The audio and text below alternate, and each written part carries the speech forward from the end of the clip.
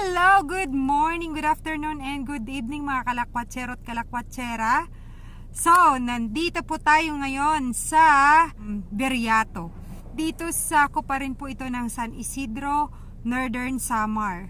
So, atin tayo ngayon ng church anniversary ng business partner natin na pastor dito sa kanilang daughter church dito sa Beriato. Pero dahil maaga pa naman and alas 2 yung event, 1:36 pa lang, pupunta muna tayo dito sa falls nila, dito sa Beriato. Nagilid lang ng kalsada pero ang ganda, ang linis na talaga naman po, walang entrance, kaya anytime na gustong maligo, okay po, pwedeng pwede. So halika, excited na akong ipakita sa inyo. Pangalawang beses ko na po ito, nakaligo na po ako doon.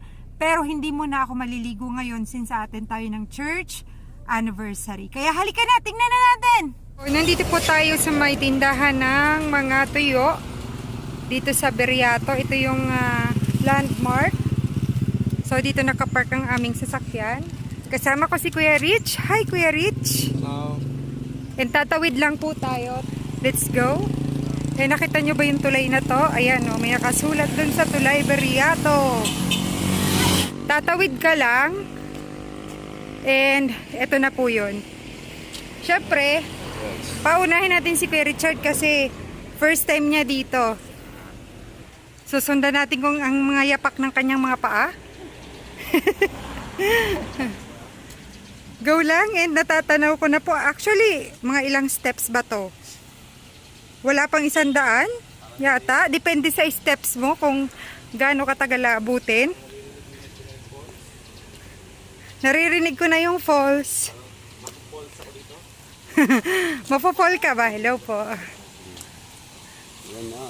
Ayun na, yung napakagandang falls. Hello po, makapay na aga. Ay, adlawi na pala. Ayun na, nakikita nyo na ba yung falls? And, nakita nyo ba kung gaano lang siya kalapit sa kalsada? Wait lang. Pakita ko sa inyo. Diyan lang tayo galing. Oh, di ba? Napakalapit. Tas ang ganda ng atmosphere niya, oh. Puro puno, puro green na kapaligiran. And hindi ka mapapagod maglakad. Nakaka-relax, guys. And ayun na, magpipicture-picture na si Kuya Richard. Woo!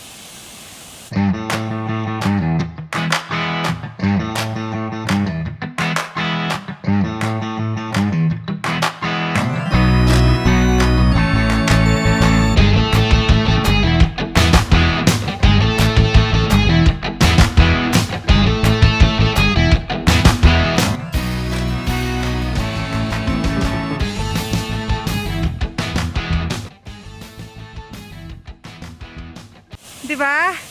So ngayon, dahil panay ulan dito sa Samar, so ang falls na to ay medyo, ang tawag dito sa Samar, malubog. Or sa Tagalog ay malabo yung tubig. Kasi kagabi umulan din. Tapos, ayan na po. Diba nako, nagkataon lang dahil linggo, karamihan po dito ay nag-church pag linggo. So walang tao, pero mamaya pagdating ng hapon, napakarami na po ditong tao at naku, daming naliligo.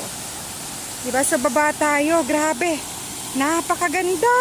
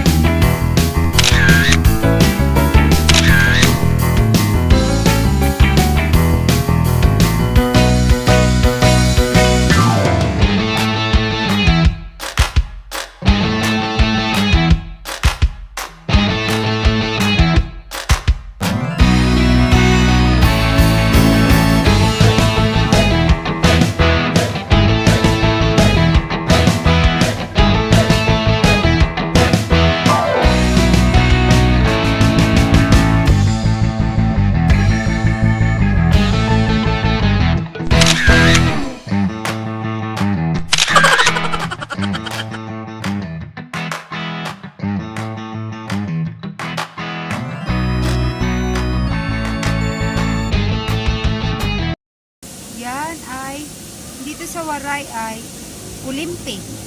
Pag maliit lang, kulimpi. Sa Borongan. Ewan ko lang dito sa Northern Samar.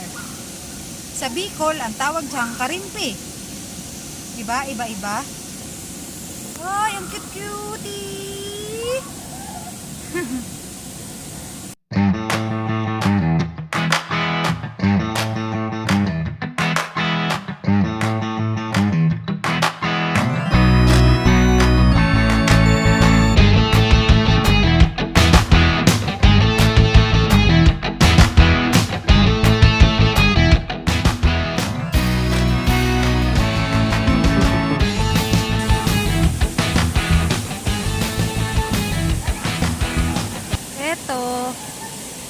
Ang tawag nito dito sa Samar ay damgin.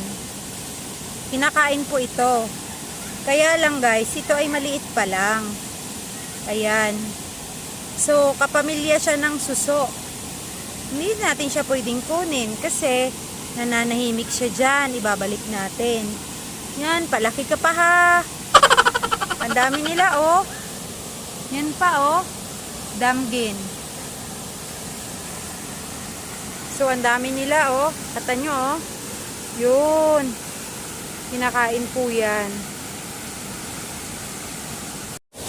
Hello, mga kalakwatsero at kalakwatsera. So, habang ini-enjoy natin tong magandang falls, dahil nakasapatos tayo, hindi tayo makaligo. So, pinapanood na lang natin yung mga bata na nag-i-enjoy. Napaka-bless naman ang mga batang to dahil nararanasan nila to, diba? And nakakainggit, hindi lang tayo makaligo ngayon kasi ay basta ligong-ligo na ako. So nakita nyo naman, diba ang ganda? Pagmasdan nyo, ang ganda ng Beriato Falls. Hindi ko pa alam yung pangalan nila sa falls na to, pero dahil nasa Beriato ako, so Beriato Falls. So yun guys, pabalik tayo dito sa ibang araw and maliligo tayo. Meron din doon nagbablog sa kabila, oh. Si Kuya Rich, diba? So, ang saya lang kasi napupuntahan natin yung mga ganitong lugar. So, meron pa tayong pupuntahan dito sa San Isidro na isa pang falls. And, hindi ko alam po anong pangalan pero meron pa daw isa na maganda. So, excited na rin tayo makapunta doon. And, hopefully, pagpunta natin doon, makaligo na talaga tayo. Sinasabi ko nga kanina, nakaligo naman ako dito before. So, ayun. Kaya hanggang tingin na lang muna.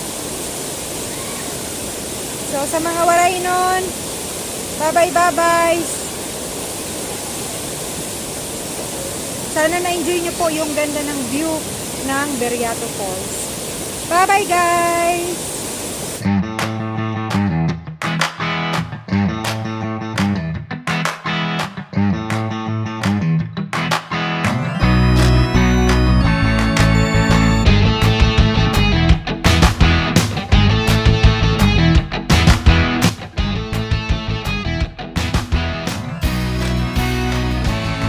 So, dito guys, usually, pag gilid ng mga ilog, falls, ganyan, or sapa, may tumutubo na mga fern. Which is, yun nga yung kilala natin yung pako. So, sa mga hindi nakakalam sa puno ng pako, so ito po yan. Ayan o. Ang inuulam dyan ay yung talbos. Ayun, nakita nyo ba yun? Yan o, yung talbos niyan, yung nag-green. Yan yung kinukuha. Eh, since konti lang naman po dito, parang wala po yatang nangunguha. So, alin pa ba? Yan, yung talbos.